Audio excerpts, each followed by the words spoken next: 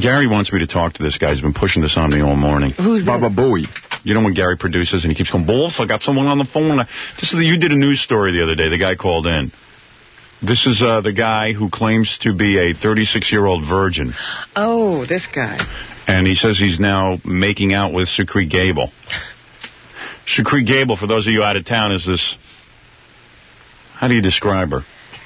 Jeez. She's eccentric, wouldn't you say? Yeah. That's a good word. And I'm not even sure why Gary's so anxious for me to talk to this guy. I don't know. What is his revelation? Hello? Hello? Hello? You're on the air. Hi, yeah, it's Baird Jones here. Baird Jones? Yes.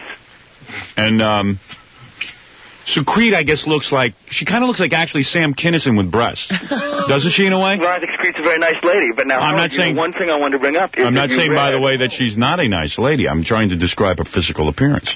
Yes, well, I want to say, Howard, I think you libeled me a few days ago. Well, how was that? Okay, and... how would I have libeled you? Well, now, you read this item that quoted some... I read no item. Over the newscast, so maybe Robin read it, of page 6 story. Mm-hmm. Yeah. And which quoted what I think is a Spy magazine hoax or something, some woman who's claiming to have had sex with me. Yeah. Now, I feel that my reputation's been damaged. I said you denied that claim. But that's true, but you still repeated the libel over the air, so that's slander. Don't be ridiculous. Get with it. Do you know what the slander laws are? You don't even know. Well, why are you talking about Baird? They're the ones who told me. So then talk to your lawyer. Let him talk to you all the time you want. You repeated a libel. You just republished yeah, right. Okay, fine. And all right. It was malicious intent. You might be eligible for damages up to $500 billion. That's gonna be Get with it. Well, I just wanted to mention it. Good. You don't even know what libel is. Baird, if there's an article in the paper that says that someone claims to have had sex with you, you just repeated it yourself, so I can sue you. Actually, you could sue yourself. You just repeated it, didn't you, Baird? We'll join you in that case. Hoax because you just said the same thing that we said. Okay, Baird. When I was giving the Spy magazine. Baird, you know what? You know what, Baird? Maybe we've had enough of a conversation. Now, Howard, come on. I was just... well, I mean, you're acting very silly. And I'm interested in your story, but you're being very silly. Yeah, the only reason I was interested in the article at all was because you were with Secrete. All right. Well, Secrete's actually a much better singer than people appreciate. Gary said to me that when he pre-interviewed you, you were so obnoxious that I'd only be able to last for 2 minutes with you. So far, how long have you... So far, it's been 1:30, and I was just about ready to hang up. Well, you know, I'm a nightclub promoter. Well, I'm giving the opening nights of Glamorama, Falstaff, and Graceland this week alone. 3 openings in 1 week. Now, you say you're Secrete gives parties with me. And, you know, we had a few dates. And, you know, the way the party scene goes, we started to kiss. She's a very good kisser. Now, let me ask you, you have not had sex with a woman ever? That's correct. But sex, what do you mean by that? I mean, I haven't had sexual intercourse. I'm a 36-year-old virgin. And are you a homosexual? Chastities. No, I'm not. You are not. You've never. An issue there, Howard. I think is very important. The whole issue of men's rights. I'm the one. I haven't brought up any issue. I asked if you're a homosexual. Okay. Well, would you say that of a woman who said she was a virgin? Yes. He absolutely. That, yeah. I would absolutely ask that. I will vouch for him there. I think there's a double standard where if a man's a virgin, then he's a loser or a nerd. No, I didn't say you're a loser or a nerd. I asked if you're a homosexual. Okay. No, if you equate homosexual with loser and a nerd, then that's your problem. No, I'm not. Okay. You sound somewhat. But don't you agree there is a double standard where a woman who's a virgin is pure and holy and a man who's No. Not at 36. A 36-year-old virgin, I would begin to question whether that person really had a sex drive. Well, you know, I used to be the doorman at Studio 54, Howard. And what is your point of being a virgin? Well, I consider myself to be a super achiever, and I think the reason I am is because I've sublimated my sexual energies. I have 4 graduate degrees. I actually have a law degree from NYU. I have a social work degree from NYU. I have a master's in psychology from Columbia. Right. And what kind of life do you have that you do? I mean, that you don't enjoy a normal physical relationship? Different from yours. I said, what kind of life do you have that you don't enjoy a normal physical relationship with another human being? Okay, well, you're talking about hedonism, I think, here. I don't think I'm talking about that. No, I don't think he said that. I didn't say hedonism. I'm talking about even having an intimate relationship with a woman where the two of you can share. There's a certain joy and beauty to that. Why deny yourself that? Question of priorities. When I work in the nightclub business, I get paid $1,000 an hour. What is your point? That's why I want to work as much as possible. I'm asking you, what is your point? To just work your whole life and not enjoy any... I published a book, The Psychoanalysis of Sexual Humor. I have another book called Violations. The title was coined by Marcus Stabi. So you're saying that if I keep sex out of my life, I will be a better achiever? You would be. I think you would be, yeah. Leonardo da Vinci never had sex in his life. Isaac Newton never had sex in his life. There is clinical evidence that will show sublimation does occur. Now, when you made out with Secrete Gable... That's right. How much money did you lose? Well, since it was part of the job, I was in front of this guy who actually was a journalist, and figured, what the heck, you know? Because I'm working, and... Now, what is the point of making out with her? Doesn't that sort of get you off your goal? Well, you know, actually, Secrete's sort of a lovely person, and I had. And what is the point in? And what is the point in going public with this? That might be embarrassing Secrete. She complained, though, that when I took her to various events, that they were dominated by mobsters. No, I'm saying why is it? Business, right? All right. Why would you go ahead and publish her name? Well, actually, why would you bring her name up? Malloy wasn't going to be quoting me on that, but because it was almost. But you know, I wanted to say. Why are you bragging so much that you? Why is it that you're bragging that you kissed Secrete Gable? Well, I tried to get Secrete to meet Madonna. Okay, at Limelight. All right. Listen, I got to go. Okay. Well, as far as I know, Leonardo da Vinci didn't kiss Secrete Gable. Well, Secrete actually is a very enjoyable person.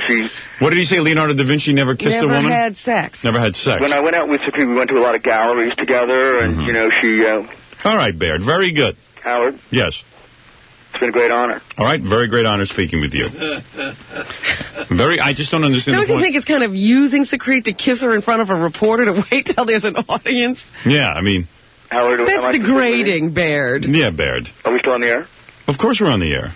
You know, I wanted to mention, I thought you touched on a very important issue, the men's rights issue. Oh, dear. You know, I sued the Yankees for giving half-price tickets to women, and I won the case.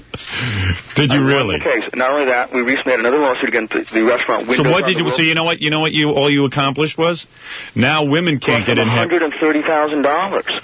Now the women can't get in half price, and now the men can't get in half price. They never had a half price for men, though. So it was great. If you took a woman to a ball game, you could get her for half price. So all you did for us, all you did by suing the Yankees is cost us more money. It was gender discrimination. It was illegal.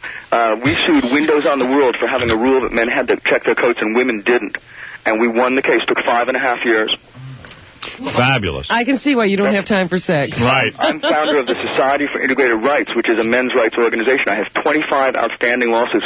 We're suing the East Side bars for their free drink nights for ladies. Yeah, let me tell you something about your lawsuits. But we win them. Maybe not against you, Howard. Don't worry, I'm just kidding. But no, these are lawsuits. These are lawsuits that a judge really a disgrace. There's a blight on our country. There are judges who don't have the ability to dismiss cases. Well, now, Howard, if I have $10,000 worth of legal fees in front of me, can he really turn around and say it's frivolous? I mean, we pursued it for 5.5 years. These are of course Harvard it's frivolous. Graduates that are going Who cares if there's a ladies' night at a bar? Thank God there's a ladies' night. Because sometimes you go to a bar, all there are is these guys hanging around. You only wish there would be a way to attract some women into them. The Department of Human Rights said that that's a violation of a basic human right. You know, I'm the one that did the midget bowling and dwarf tossing parties also. I'm a nightclub promoter. I'm the one that discovered Little Mike Anderson, the midget who ended up on Twin Peaks. All right. Listen, I got to go. Tiny Tim went to 100 of my parties in a row. He mentioned me on your show once, too. Howard, it's been a great honor. All right, Baird. Thank you very much. Very nice to talk to you. Thank you. All right. That's that element of New York. Born to annoy. I don't understand. Yeah, there is an element of New York. Right, Baird? You're sort of part of that scene, aren't you? I was the doorman at Studio 54 who let in David Hampton, I think he was David Poitier, and started that whole ridiculousness. Well, see there, he's got a lot of claims to fame. Howard, can I tell you a Studio 54 story before I go? You would have loved Studio 54. You would have been a perfect Studio 54 doorman. You know, we had people... I was a Studio 54 doorman. That's how I got this job. You know, we used to bounce the crowd out in front of the club, so it wasn't you. Let me ask you, a guy with 4 degrees in law, social work, is a doorman at Studio 54. I got paid $1,000 an hour, and that's not $1991.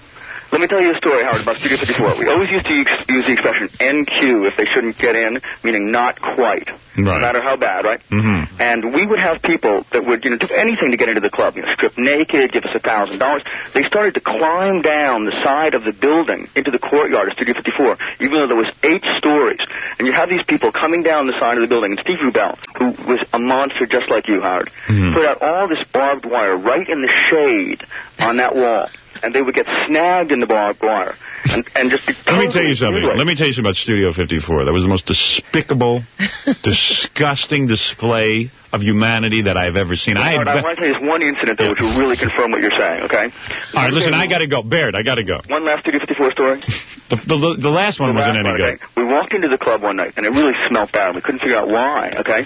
And so Jackie was in there. The whole club, and in the drainage pipe, a man had been caught and died of, I guess, loss of liquid, and he was in black tie, and he was caught in the drainage pipe. Wait, let me get this straight. What you're claiming that drainage pipe was 6 inches high. A baby couldn't have crawled through it, and that man was so intent on getting to Studio 54, he attempted to climb through it, okay? And he was died. Stuck halfway. He died of thirst. He must have screamed his lungs out, and days would have gone by before he finally passed out. Stuck in black tie. Can you imagine the feeling of claustrophobia? Well, let me tell you something. All right. Well, thank you. Thank you, Baird. You know, we're trying to have the midget bowling law overturned. Did you know that? All right, Baird, I got to really go. I got to go, Baird. I've got to. Say goodbye. Say goodbye to me.